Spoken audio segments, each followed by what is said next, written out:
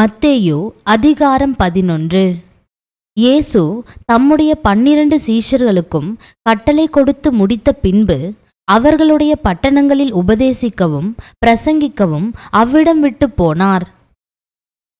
அத்தருணத்தில் காவலில் இருந்த யோவான் கிறிஸ்துவின் கிரியைகளை குறித்து கேள்விப்பட்டு தன் சீஷரில் 2 பேரை அழைத்து, வருகிறவர் நீர்தானா அல்லது வேறொருவர் வர காத்திருக்க வேண்டுமா என்று அவரிடத்தில் கேட்கும்படி அனுப்பினான்.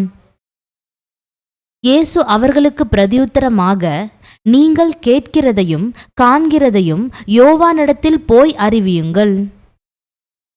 குருடர் பார்வையடைகிறார்கள், சப்பானிகள் நடக்கிறார்கள், குஷ்டரோகிகள் சுத்தமாகிறார்கள், செவிடர் கேட்கிறார்கள், மரித்தோர் எழுந்திருக்கிறார்கள், தரித்திரருக்கு சுவிசேஷம் பிரசங்கிக்கப்படுகிறது. என்னிடத்தில் இடரல் அடையாதிருக்கிறவன் எவனோ அவன் பாக்கியவான் என்றார். அவர்கள் போன பின்பு இயேசு யோவானை குறித்து ஜனங்களுக்கு சொன்னது என்னவென்றால், எதை பார்க்க வனாந்தரத்துக்கு போனீர்கள்? காற்றினால் அசையும் நாணலையோ? அல்லவென்றால் எதை பார்க்க போனீர்கள்? மெல்லிய வஸ்திரம் தரித்த மனுஷனையோ? மெல்லிய வஸ்திரம் தரித்திருக்கிறவர்கள் அரசர் மாளிகைகளில் இருக்கிறார்கள். அல்லவென்றால் எதை பார்க்க போனீர்கள்? தீர்க்க தரிசியையோ? ஆம், தீர்க்க தரிசியை பார்க்கிலும் மேன்மையுள்ளவனையே என்று உங்களுக்கு சொல்லுகிறேன். அதெப்படி எனில், இதோ நான் என் தூதனை உமக்கு முன்பாக அனுப்புகிறேன். அவன் உமக்கு முன்னே போய் உமது வழியை ஆயத்தம் பண்ணுவான் என்று எழுதிய வாக்கியத்தால் குறிக்கப்பட்டவன் இவன்தான். ஸ்திரீகளிடத்திலே பிறந்தவர்களில் யோவான் ஸ்நானனை பார்க்கிலும் பெரியவன் ஒருவனும் எழும்பினதில்லை. ஆகிலும் பரலோக ராஜ்யத்தில் சிறியவனாயிருக்கிறவன் அவனிலும் பெரியவனாயிருக்கிறான் என்று உங்களுக்கு மெய்யாகவே சொல்லுகிறேன். யோவான் ஸ்நானன் காலம் முதல் இதுவரைக்கும் பரலோக ராஜ்யம் பலவந்தம் பண்ணப்படுகிறது. பலவந்தம் பண்ணுகிறவர்கள் அதை பிடித்து கொள்ளுகிறார்கள். நியாய பிரமாணமும் தீர்க்க தரிசிகள் யாவரும் யோவான் வரைக்கும் தீர்க்க தரிசனம் உரைத்ததுண்டு. நீங்கள் ஏற்றுக்கொள்ள மனதாயிருந்தால் வருகிறவனாகிய எலியா இவன்தான். கேட்கிறதற்கு காதுள்ளவன் கேட்க கடவன். இந்த சந்ததியை யாருக்கு ஒப்பிடுவேன்? சந்தை வெளிகளில் உட்கார்ந்து தங்கள் தோழரை பார்த்து,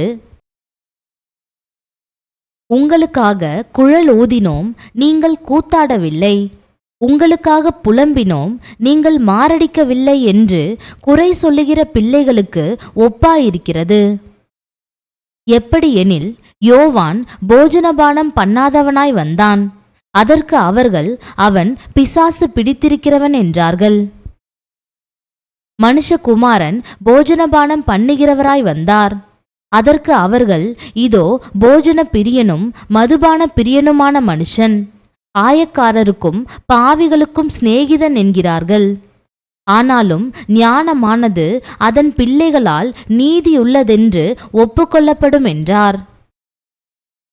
அப்பொழுது தமது பலத்த செய்கைகளில் அதிகமானவைகளை செய்ய கண்ட பட்டணங்கள் மனந்திரும்பாமற் போனபடியினால் அவைகளை அவர் கடிந்து கொள்ளத் தொடங்கினார். கோராசினே, உனக்கு ஐயோ! பெத்சாயிதாவே, உனக்கு ஐயோ! உங்களில் செய்யப்பட்ட பலத்த செய்கைகள் தீருவிலும் சீதோனிலும் செய்யப்பட்டிருந்ததானால் அப்பொழுதே ரட்டுடுத்தி சாம்பலில் உட்கார்ந்து மனந்திரும்பி இருப்பார்கள். நியாய தீர்ப்பு நாளிலே உங்களுக்கு நேரிடுவதை பார்க்கிலும் தீருவுக்கும் சீதோனுக்கும் நேரிடுவது லகுவாயிருக்கும் என்று உங்களுக்கு சொல்லுகிறேன். வான பரியந்தம் உயர்த்தப்பட்ட கப்பர் நகுமே, நீ பாதாள பரியந்தம் தாழ்த்தப்படுவாய். உன்னில் செய்யப்பட்ட பலத்த செய்கைகள் சோதோமிலே செய்யப்பட்டிருந்ததானால் அது இந்நாள் வரைக்கும் நிலைத்திருக்கும். நியாய தீர்ப்பு நாளிலே உனக்கு நேரிடுவதை பார்க்கிலும் சோதோம் நாட்டிற்கு நேரிடுவது லகுவாயிருக்கும் என்று உங்களுக்கு சொல்லுகிறேன் என்றார். அந்த சமயத்திலே இயேசு சொன்னது, பிதாவே, வானத்துக்கும் பூமிக்கும் ஆண்டவரே, இவைகளை ஞானிகளுக்கும் கல்விமான்களுக்கும் மறைத்து பாலகருக்கு வெளிப்படுத்தினபடியால் உம்மை ஸ்தோத்திரிக்கிறேன். ஆம் பிதாவே, இப்படி செய்வது உம்முடைய திருவுளத்துக்கு பிரியமாயிருந்தது. சகலமும் என் பிதாவினால் எனக்கு ஒப்புக்கொடுக்கப்பட்டிருக்கிறது. பிதா தவிர வேறொருவனும் குமாரனை அறியான். குமாரனும் குமாரன் எவனுக்கு அவரை வெளிப்படுத்த சித்தமாயிருக்கிறாரோ அவனும் தவிர வேறொருவனும் பிதாவை அறியான். வருத்தப்பட்டு பாரஞ்சுமக்கிறவர்களே, நீங்கள் எல்லோரும் என்னிடத்தில் வாருங்கள், நான் உங்களுக்கு இளைப்பாறுதல் தருவேன். நான் சாந்தமும் மனத்தாழ்மையுமாயிருக்கிறேன். என் நுகத்தை உங்கள் மேல் ஏற்றுக்கொண்டு என்னிடத்தில் கற்றுக்கொள்ளுங்கள். அப்பொழுது உங்கள் ஆத்துமாக்களுக்கு இளைப்பாறுதல் கிடைக்கும். என் நுகம் மெதுவாயும் என் சுமை லகுவாயும் இருக்கிறது என்றார். அதிகாரம் 12. அக்காலத்திலே இயேசு ஓய்வு நாளில் பயிர் வழியே போனார். அவருடைய சீஷர்கள் பசியாயிருந்து கதிர்களை கொய்து தின்னத் தொடங்கினார்கள். பரிசேயர் அதைக் கண்டு அவரை நோக்கி, இதோ, ஓய்வு நாளில் செய்யத்தகாததை உம்முடைய சீஷர்கள் செய்கிறார்களே என்றார்கள். அதற்கு அவர், தாவீதும் அவனோடிருந்தவர்களும் பசியாயிருந்தபோது செய்ததை நீங்கள் வாசிக்கவில்லையா? அவன் தேவனுடைய வீட்டில் பிரவேசித்து ஆசாரியர் தவிர வேறொருவரும் புசிக்கத்தகாத தேவ சமூகத்து அப்பங்களை தானும் தன்னோடிருந்தவர்களும் புசித்தார்களே. அன்றியும் ஓய்வு நாட்களில் ஆசாரியர்கள் தேவாலயத்தில் ஓய்ந்திராமல் ஓய்வு நாளை வேலை நாளாக்கினாலும் குற்றமில்லாதிருக்கிறார்கள் என்று நீங்கள் வேதத்தில் வாசிக்கவில்லையா? தேவாலயத்திலும் பெரியவர் இங்கே இருக்கிறார் என்று உங்களுக்கு சொல்லுகிறேன். பலியை அல்ல, இரக்கத்தையே விரும்புகிறேன் என்பதின் கருத்து இன்னதென்று அறிந்தீர்களானால் குற்றமில்லாதவர்களை நீங்கள் குற்றப்படுத்த மாட்டீர்கள். மனுஷகுமாரன் ஓய்வு நாளுக்கும் ஆண்டவராயிருக்கிறார் என்றார். அவர் அவ்விடம் விட்டு போய் அவர்களுடைய ஜெப ஆலயத்தில் பிரவேசித்தார். அங்கே சூம்பின கையையுடைய மனுஷன் ஒருவன் இருந்தான். அப்பொழுது அவர் மேல் குற்றஞ்சாட்டும்படிக்கு ஓய்வு நாளில் சொஸ்தமாக்குகிறது நியாயமா என்று கேட்டார்கள். அதற்கு அவர், உங்களில் எந்த மனுஷனுக்காகிலும் ஒரு ஆடு இருந்து அது ஓய்வு நாளில் குழியிலே விழுந்தால் அதை பிடித்து தூக்கிவிட மாட்டானோ? ஆட்டை பார்க்கிலும் மனுஷனானவன் எவ்வளவோ விசேஷித்திருக்கிறான். ஆதலால் ஓய்வு நாளிலே நன்மை செய்வது நியாயந்தான் என்று சொன்னார். பின்பு அந்த மனுஷனை நோக்கி, உன் கையை நீட்டு என்றார். அவன் நீட்டினான். அது மறு கையைப் போல் சொஸ்தமாயிற்று. அப்பொழுது பரிசேயர் வெளியே போய் அவரை கொலை செய்யும்படி அவருக்கு விரோதமாய் ஆலோசனை பண்ணினார்கள். இயேசு அதை அறிந்து அவ்விடம் விட்டு விலகி போனார். திரளான ஜனங்கள் அவருக்கு பின் சென்றார்கள். அவர்கள் எல்லாரையும் அவர் சொஸ்தமாக்கி தம்மை பிரசித்தம் பண்ணாதபடி அவர்களுக்கு கண்டிப்பாய் கட்டளையிட்டார். ஏசாயா தீர்க்கதரிசியால் உரைக்கப்பட்டது நிறைவேறும்படி இப்படி நடந்தது. அவன் உரைத்ததாவது, இதோ, நான் தெரிந்து கொண்ட என்னுடைய தாசன், என் ஆத்துமாவுக்கு பிரியமாயிருக்கிற என்னுடைய நேசன். என் ஆவியை அவர் மேல் அமர பண்ணுவேன். அவர் புறஜாதியாருக்கு நியாயத்தை அறிவிப்பார். வாக்குவாதம் செய்யவும் மாட்டார், கூக்குரலிடவும் மாட்டார். அவருடைய சத்தத்தை ஒருவனும் வீதிகளில் கேட்பதுமில்லை. அவர் நியாயத்திற்கு ஜெயங்கிடைக்க பண்ணுகிற வரைக்கும் நெறிந்த நாணலை முறிக்காமலும் மங்கி எறிகிற திரியை அணைக்காமலும் இருப்பார். அவருடைய நாமத்தின் மேல் புறஜாதியார் நம்பிக்கையாயிருப்பார்கள் என்பதே. அப்பொழுது பிசாசு பிடித்த குருடும் ஊமையுமான ஒருவன் அவரிடத்தில் கொண்டு வரப்பட்டான். குருடும் ஊமையுமானவன் பேசவும் காணவும் தக்கதாக அவனை சொஸ்தமாக்கினார். ஜனங்கள் எல்லோரும் ஆச்சரியப்பட்டு, தாவீதின் குமாரன் இவர்தானோ என்றார்கள். பரிசேயர் அதை கேட்டு, இவன் பிசாசுகளின் தலைவனாகிய பெயல்செபூலினாலே பிசாசுகளை துரத்துகிறானே அல்லாமல் மற்றபடி அல்ல என்றார்கள். இயேசு அவர்கள் சிந்தனைகளை அறிந்து அவர்களை நோக்கி, தனக்குத்தானே விரோதமாய் பிரிந்திருக்கிற எந்த ராஜ்யமும் பாழாய்ப்போம். தனக்குத்தானே விரோதமாய் பிரிந்திருக்கிற எந்த பட்டணமும் எந்த வீடும் நிலைநிற்க மாட்டாது.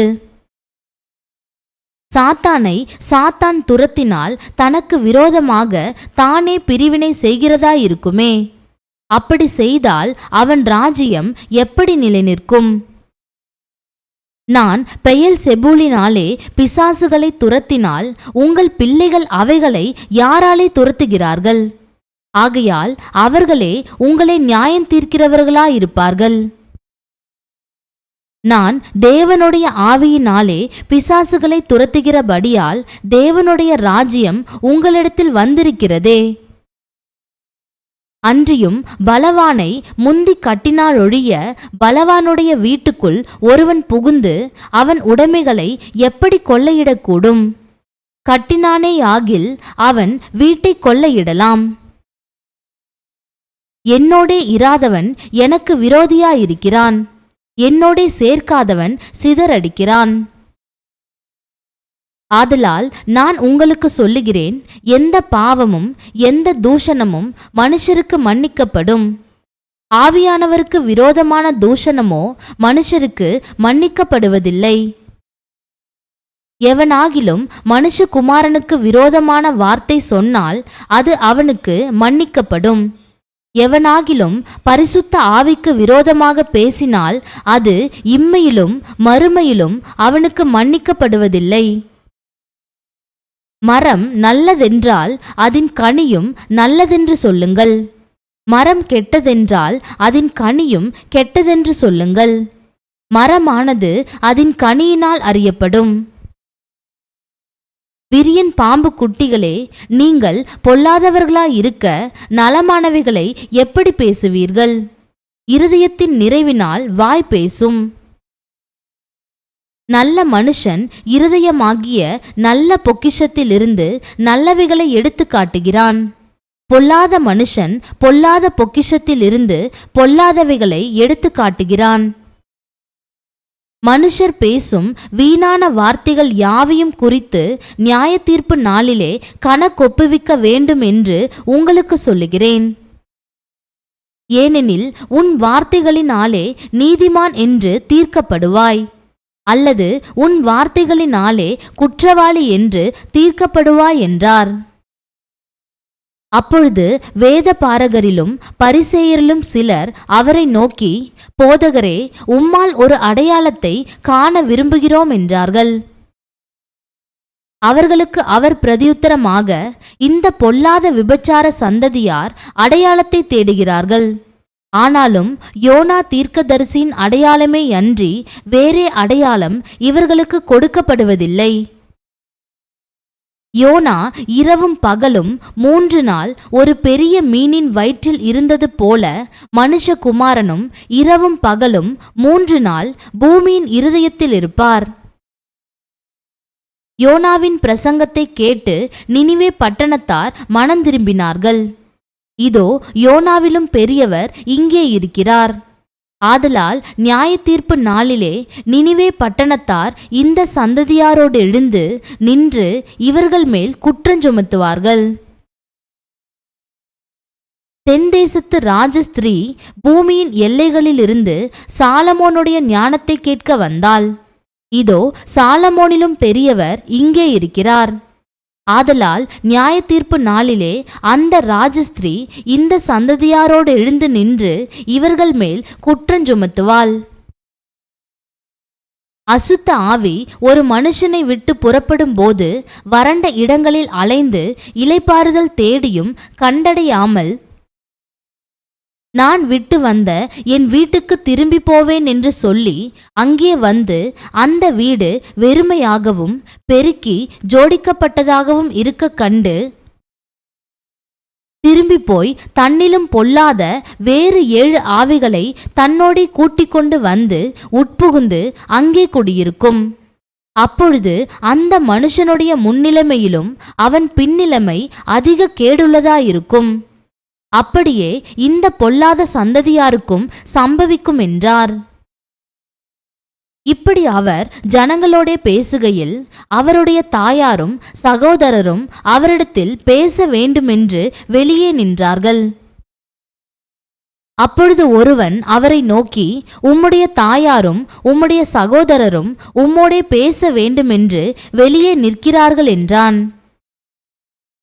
தம்மிடத்தில் இப்படி சொன்னவனுக்கு அவர் பிரதியுத்தரமாக, என் தாயார் யார், என் சகோதரர் யார் என்று சொல்லி தம்முடைய கையை தமது சீஷர்களுக்கு நேரே நீட்டி, இதோ என் தாயும் என் சகோதரரும் இவர்களே. பரலோகத்தில் இருக்கிற என் பிதாவின் சித்தத்தின்படி செய்கிறவன் எவனோ அவனே எனக்கு சகோதரனும் சகோதரியும் தாயுமாய் இருக்கிறான் என்றார். அதிகாரம் 13.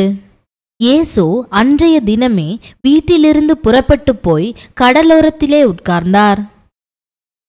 திரளான ஜனங்கள் அவரிடத்தில் கூடி வந்தபடியால் அவர் படவில் ஏறி உட்கார்ந்தார். ஜனங்கள் எல்லோரும் கரையிலே நின்றார்கள். அவர் அநேக விசேஷங்களை உவமைகளாக அவர்களுக்கு சொன்னார். கேளுங்கள், விதைக்கிறவன் ஒருவன் விதைக்க புறப்பட்டான். அவன் விதைக்கையில் சில விதை வழியருகே விழுந்தது. பறவைகள் வந்து அதை பட்சித்து போட்டது. சில விதை அதிக மண்ணில்லாத கற்பாறை இடங்களில் விழுந்தது. மண் ஆழமாயிராததினாலே அது சீக்கிரமாய் முளைத்தது. வெயில் ஏறின போதோ தீந்து போய் வேரில்லாமையால் உலர்ந்து போயிற்று. சில விதை முள்ளுள்ள இடங்களில் விழுந்தது. முள் வளர்ந்து அதை நெருக்கி போட்டது. சில விதையோ நல்ல நிலத்தில் விழுந்து சிலது 100ஆகவும் சிலது 60ஆகவும் சிலது 30ஆகவும் பலன் தந்தது. கேட்கிறதற்கு காதுள்ளவன் கேட்க கடவன் என்றார். அப்பொழுது சீஷர்கள் அவரிடத்தில் வந்து, ஏன் அவர்களோடே உவமைகளாக பேசுகிறீர் என்று கேட்டார்கள். அவர்களுக்கு அவர் பிரதியுத்தரமாக, பரலோக ராஜ்யத்தின் இரகசியங்களை அறியும்படி உங்களுக்கு அருளப்பட்டது, அவர்களுக்கோ அருளப்படவில்லை. உள்ளவன் எவனோ அவனுக்கு கொடுக்கப்படும், பரிபூரணமும் அடைவான். இல்லாதவன் எவனோ அவனிடத்தில் உள்ளதும் எடுத்துக்கொள்ளப்படும். அவர்கள் கண்டும் காணாதவர்களாயும் கேட்டும் கேளாதவர்களாயும் உணர்ந்து கொள்ளாதவர்களாயும் இருக்கிறபடியினால் நான் உவமைகளாக அவர்களோடே பேசுகிறேன். ஏசாயாவின் தீர்க்க தரிசனம் அவர்களிடத்தில் நிறைவேறுகிறது. அதாவது, காதார கேட்டும் உணராதிருப்பீர்கள், கண்ணார கண்டும் அறியாதிருப்பீர்கள். இந்த ஜனங்கள் கண்களினால் காணாமலும் காதுகளினால் கேளாமலும் இருதயத்தினால் உணர்ந்து மனம் திரும்பாமலும் நான் அவர்களை ஆரோக்கியமாக்காமலும் இருக்கும்படியாக அவர்கள் இருதயம் கொழுத்திருக்கிறது. காதால் மந்தமாய் கேட்டு தங்கள் கண்களை மூடிக்கொண்டார்கள் என்பதே. உங்கள் கண்கள் காண்கிறதினாலும் உங்கள் காதுகள் கேட்கிறதினாலும் அவைகள் பாக்கியமுள்ளவைகள். அநேக தீர்க்கதரிசிகளும் நீதிமான்களும் நீங்கள் காண்கிறவைகளை காணவும் நீங்கள் கேட்கிறவைகளை கேட்கவும் விரும்பியும் காணாமலும் கேளாமலும் போனார்கள் என்று மெய்யாகவே உங்களுக்கு சொல்லுகிறேன். ஆகையால் விதைக்கிறவனை பற்றிய உவமையை கேளுங்கள். ஒருவன் ராஜ்யத்தின் வசனத்தை கேட்டும் உணராதிருக்கும் போது பொல்லாங்கன் வந்து அவன் இருதயத்தில் விதைக்கப்பட்டதை பறித்து கொள்ளுகிறான். அவனே வழியருகே விதைக்கப்பட்டவன். கற்பாறை இடங்களில் விதைக்கப்பட்டவன் வசனத்தை கேட்டு உடனே அதை சந்தோஷத்தோடே ஏற்றுக்கொள்ளுகிறான். ஆகிலும் தனக்குள்ளே வேறில்லாதவனாய் கொஞ்ச காலம் மாத்திரம் நிலைத்திருப்பான். வசனத்தின் நிமித்தம் உபத்திரவமும் துன்பமும் உண்டான உடனே இடறல் அடைவான். முள்ளுள்ள இடங்களில் விதைக்கப்பட்டவன் வசனத்தை கேட்கிறவனாயிருந்தும் உலக கவலையும் ஐஸ்வர்யத்தின் மயக்கமும் வசனத்தை நெருக்கி போடுகிறதினால் அவனும் பலனற்று போவான். நல்ல நிலத்தில் விதைக்கப்பட்டவனோ வசனத்தை கேட்கிறவனும் உணர்கிறவனுமாயிருந்து 100ஆகவும் 60ஆகவும் 30ஆகவும் பலன் தருவான் என்றார். வேறொரு உவமையை அவர்களுக்கு சொன்னார். பரலோக ராஜ்யம் தன் நிலத்தில் நல்ல விதையை விதைத்த மனுஷனுக்கு ஒப்பாயிருக்கிறது. மனுஷர் நித்திரை பண்ணுகையில் அவனுடைய சத்துரு வந்து கோதுமைக்குள் களைகளை விதைத்துவிட்டு போனான். பயிரானது வளர்ந்து கதிர்விட்ட போது களைகளும் காணப்பட்டது. வீட்டெஜமானுடைய வேலைக்காரர் அவனிடத்தில் வந்து, ஆண்டவனே, நீர் உமது நிலத்தில் நல்ல விதையை விதைத்தீர் அல்லவா? பின்னை அதில் களைகள் எப்படி உண்டானது என்றார்கள். அதற்கு அவன், சத்துரு அதை செய்தான் என்றான். அப்பொழுது வேலைக்காரர், நாங்கள் போய் அவைகளை பிடுங்கி போட உமக்கு சித்தமா என்று கேட்டார்கள். அதற்கு அவன், வேண்டாம், களைகளை பிடுங்கும் போது நீங்கள் கோதுமையையும் கூட வேரோடே பிடுங்காதபடிக்கு இரண்டையும் அறுப்பு மட்டும் வளர விடுங்கள். அறுப்பு காலத்தில் நான் அறுக்கிறவர்களை நோக்கி, முதலாவது களைகளை பிடுங்கி அவைகளை சுட்டெரிக்கிறதற்கு கட்டுகளாக கட்டுங்கள், கோதுமையையோ என் களஞ்சியத்தில் சேர்த்து வையுங்கள் என்பேன் என்று சொன்னான் என்றார். வேறொரு உவமையை அவர்களுக்கு சொன்னார். பரலோக ராஜ்யம் கடுகு விதைக்கு ஒப்பாயிருக்கிறது. அதை ஒரு மனுஷன் எடுத்து தன் நிலத்தில் விதைத்தான். அது சகல விதைகளிலும் சிறிதாயிருந்தும் வளரும்போது சகல பூண்டுகளிலும் பெரிதாகி ஆகாயத்து பறவைகள் அதன் கிளைகளில் வந்து அடையத்தக்க மரமாகும் என்றார். வேறொரு உவமையை அவர்களுக்கு சொன்னார். பரலோக ராஜ்யம் புளித்த மாவுக்கு ஒப்பாயிருக்கிறது. அதை ஒரு ஸ்திரீ எடுத்து முழுவதும் புளிக்கும் வரைக்கும் 3 படி மாவிலே அடக்கி வைத்தாள் என்றார். இவைகளை எல்லாம் இயேசு ஜனங்களோடே ஊமைகளாக பேசினார். ஊமைகளினாலே அன்றி அவர்களோடே பேசவில்லை. என் வாயை ஊமைகளினால் திறப்பேன், உலகத் தோற்றம் முதல் மறைபொருள் ஆனவைகளை வெளிப்படுத்துவேன் என்று தீர்க்கதரிசியால் உரைக்கப்பட்டது நிறைவேறும்படி இப்படி நடந்தது. அப்பொழுது இயேசு ஜனங்களை அனுப்பிவிட்டு வீட்டுக்கு போனார். அவருடைய சீஷர்கள் அவரிடத்தில் வந்து, நிலத்தின் களைகளை பற்றிய உவமையை எங்களுக்கு வெளிப்படுத்த வேண்டுமென்று கேட்டார்கள். அவர் பிரதியுத்தரமாக, நல்ல விதையை விதைக்கிறவன் மனுஷகுமாரன். நிலம் உலகம், நல்ல விதை ராஜ்யத்தின் புத்திரர், களைகள் பொல்லாங்கனுடைய புத்திரர். அவைகளை விதைக்கிற சத்துரு பிசாசு. அறுப்பு உலகத்தின் முடிவு, அறுக்கிறவர்கள் தேவதூதர்கள். ஆதலால் களைகளை சேர்த்து அக்கினியால் சுட்டெரிக்கிறது போல இவ்வுலகத்தின் முடிவிலே நடக்கும். மனுஷகுமாரன் தம்முடைய தூதர்களை அனுப்புவார். அவர்கள் அவருடைய ராஜ்யத்தில் இருக்கிற சகல இடரல்களையும் அக்கிரமம் செய்கிறவர்களையும் சேர்த்து அவர்களை அக்கினி சூளையிலே போடுவார்கள். அங்கே அழுகையும் பற்கடிப்பும் உண்டாயிருக்கும். அப்பொழுது நீதிமான்கள் தங்கள் பிதாவின் ராஜ்யத்திலே சூரியனைப் போல பிரகாசிப்பார்கள். கேட்கிறதற்கு காதுள்ளவன் கேட்க கடவன்.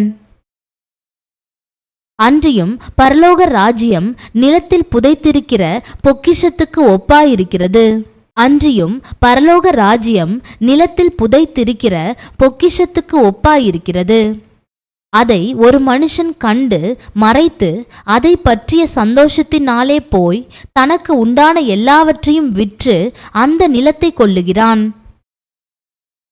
மேலும் பரலோக ராஜ்யம் நல்ல முத்துக்களை தேடுகிற வியாபாரிக்கு ஒப்பாயிருக்கிறது. அவன் விலையுயர்ந்த ஒரு முத்தை கண்டு போய் தனக்குண்டான எல்லாவற்றையும் விற்று அதை கொள்ளுகிறான். அன்றியும் பரலோக ராஜ்யம் கடலிலே போடப்பட்டு சகல விதமான மீன்களையும் சேர்த்து வாரிக்கொள்ளும் வலைக்கு ஒப்பாயிருக்கிறது. அது நிறைந்த போது அதை கரையில் இழுத்து உட்கார்ந்து நல்லவைகளை கூடைகளில் சேர்த்து ஆகாதவைகளை எறிந்து போடுவார்கள். இப்படியே உலகத்தின் முடிவிலே நடக்கும். தேவ தூதர்கள் புறப்பட்டு நீதிமான்களின் நடுவிலிருந்து பொல்லாதவர்களை பிரித்து அவர்களை அக்கினி சூளையிலே போடுவார்கள். அங்கே அழுகையும் பற்கடிப்பும் உண்டாயிருக்கும் என்றார். பின்பு இயேசு அவர்களை நோக்கி, இவைகளை எல்லாம் அறிந்து கொண்டீர்களா என்று கேட்டார். அதற்கு அவர்கள், ஆம், அறிந்து கொண்டோம் ஆண்டவரே என்றார்கள்.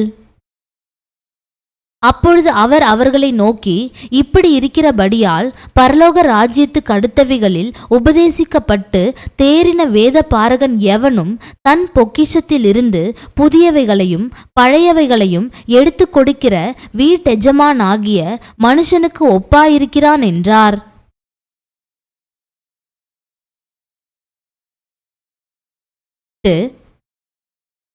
தாம் வளர்ந்த ஊரிலே வந்து அவர்களுடைய ஜெப ஆலயத்திலே அவர்களுக்கு உபதேசம் பண்ணினார். அவர்கள் ஆச்சரியப்பட்டு, இவனுக்கு இந்த ஞானமும் பலத்த செய்கைகளும் எப்படி வந்தது?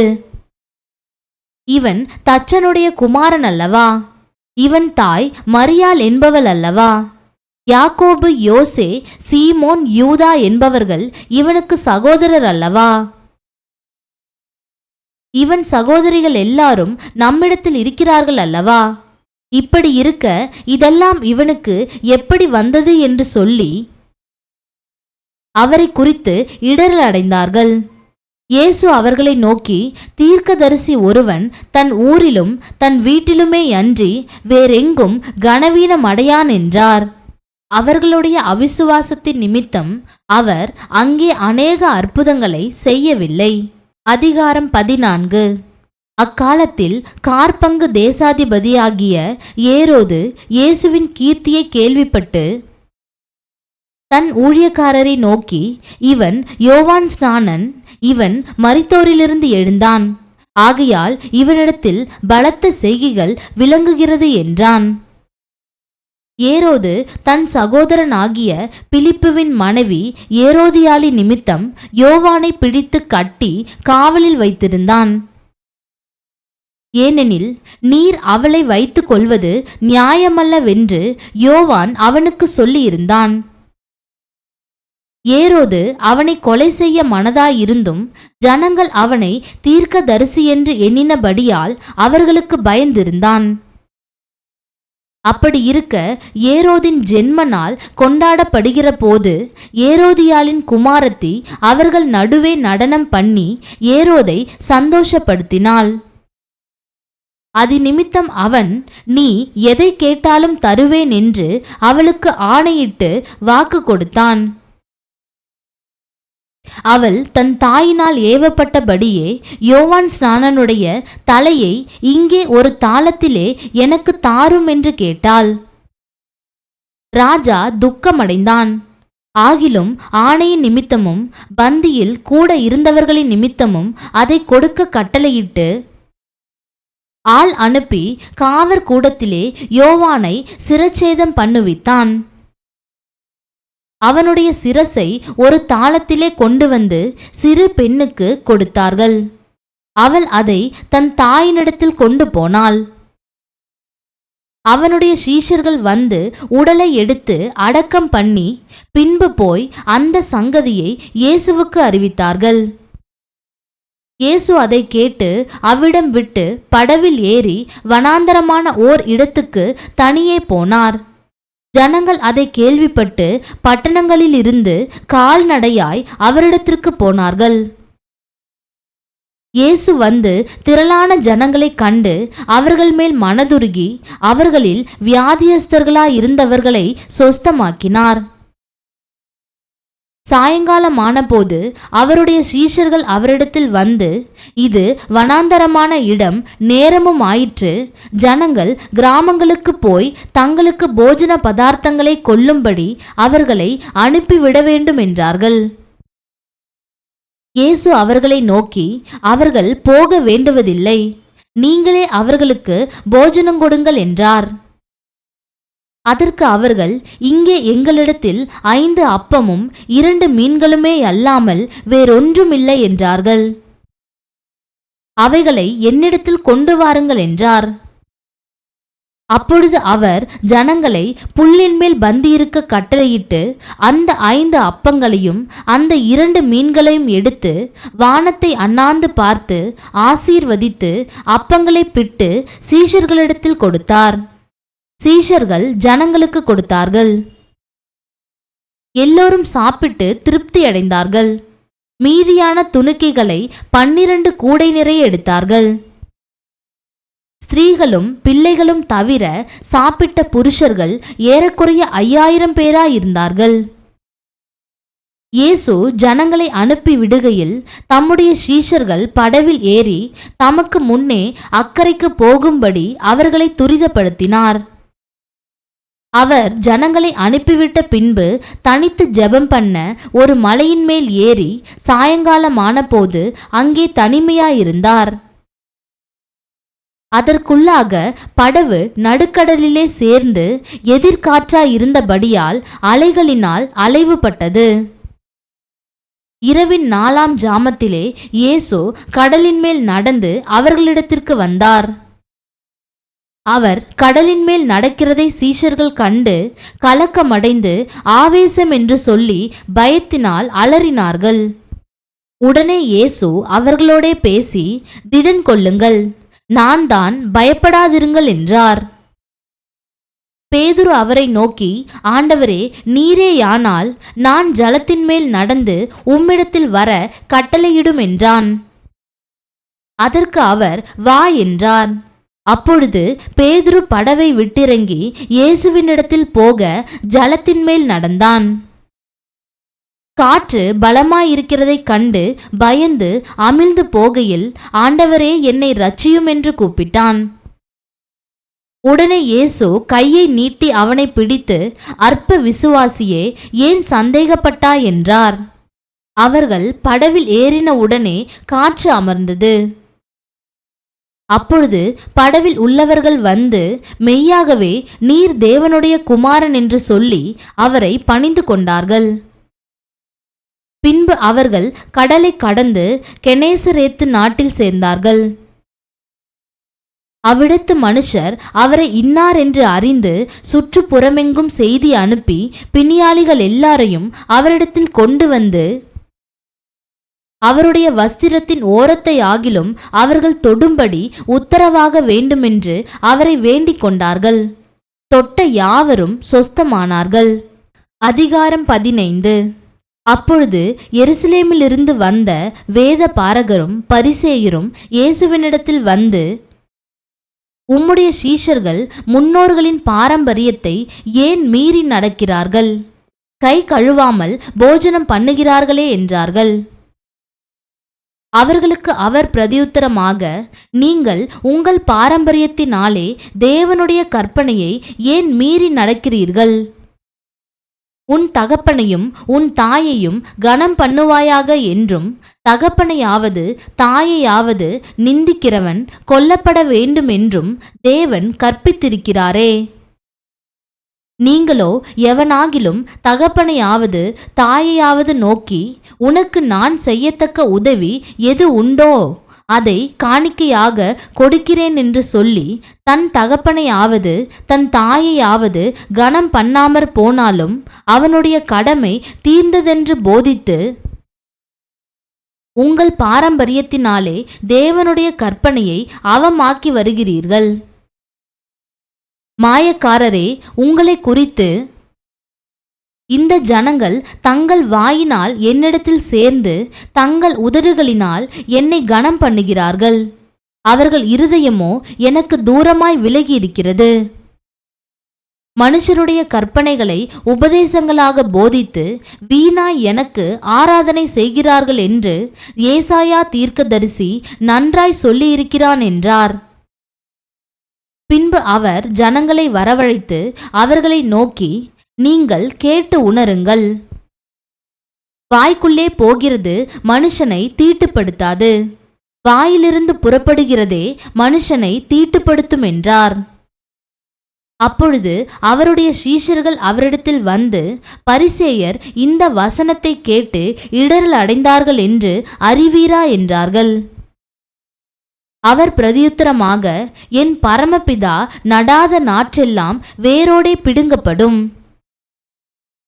அவர்களை விட்டு விடுங்கள், அவர்கள் குருடருக்கு வழிகாட்டுகிற குருடராயிருக்கிறார்கள். குருடனுக்கு குருடன் வழிகாட்டினால் இருவரும் குழியிலே விழுவார்களே என்றார்.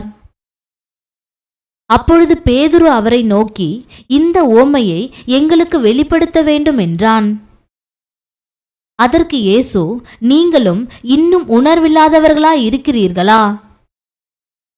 வாய்க்குள்ளே போகிறதெல்லாம் வயிற்றில் சென்று ஆசன வழியாய் கழிந்து போம் என்பதை நீங்கள் இன்னும் அறியவில்லையா? வாயிலிருந்து புறப்படுகிறவைகள் இருதயத்திலிருந்து புறப்பட்டு வரும், அவைகளே மனுஷனை தீட்டுப்படுத்தும். எப்படியெனில் இருதயத்திலிருந்து பொல்லாத சிந்தனைகளும், கொலை பாதகங்களும், விபச்சாரங்களும், வேசித்தனங்களும், களவுகளும், பொய் சாட்சிகளும், தூஷணங்களும் புறப்பட்டு வரும். இவைகளே மனுஷனை தீட்டுப்படுத்தும். கை கழுவாமல் சாப்பிடுகிறதும் மனுஷனை தீட்டுப்படுத்தாது என்றார். பின்பு இயேசு அவ்விடம் விட்டு புறப்பட்டு தீரு சீதோன் பட்டணங்களின் திசைகளுக்கு போனார்.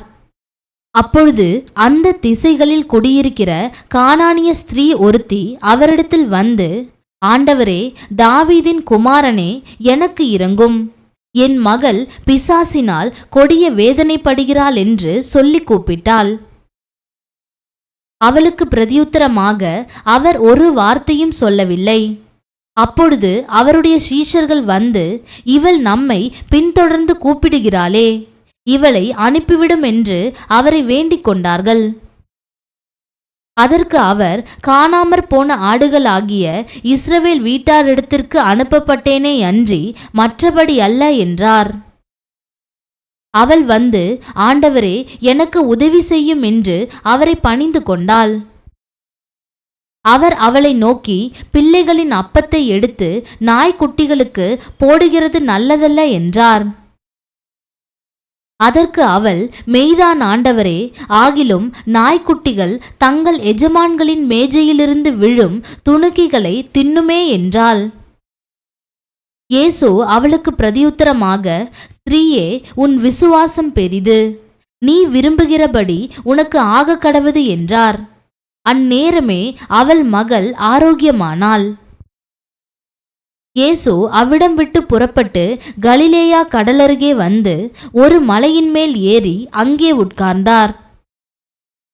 அப்பொழுது சப்பாணிகள், குருடர், ஊமையர், ஊனர் முதலிய அநேகரை திரளான ஜனங்கள் கூட்டிக் கொண்டு இயேசுவினிடத்தில் வந்து அவர்களை அவர் பாதத்திலே வைத்தார்கள்.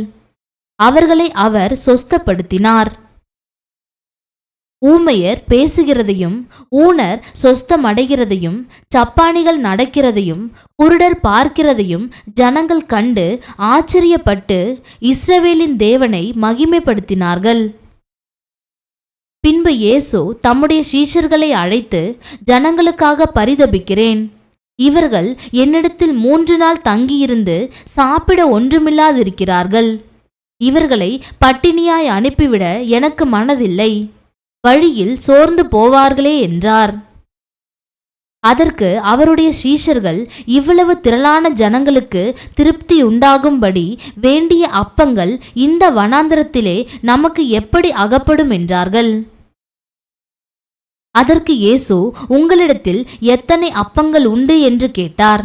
அவர்கள் 7 அப்பங்களும் சில சிறு மீன்களும் உண்டு என்றார்கள். அப்பொழுது அவர் ஜனங்களை தரையில் பந்தியிருக்க கட்டளையிட்டு அந்த 7 அப்பங்களையும் அந்த மீன்களையும் எடுத்து ஸ்தோத்திரம் பண்ணி பிட்டு தம்முடைய சீஷர்களிடத்தில் கொடுத்தார். சீஷர்கள் ஜனங்களுக்கு பரிமாறினார்கள். எல்லோரும் சாப்பிட்டு திருப்தி அடைந்தார்கள். மீதியான துணிக்கைகளை 7 கூடை நிறைய எடுத்தார்கள். ஸ்திரீகளும் பிள்ளைகளும் தவிர சாப்பிட்ட புருஷர் 4000 பேராயிருந்தார்கள். அவர் ஜனங்களை அனுப்பிவிட்டு படவில் ஏறி மக்தலாவின் எல்லைகளில் வந்தார்.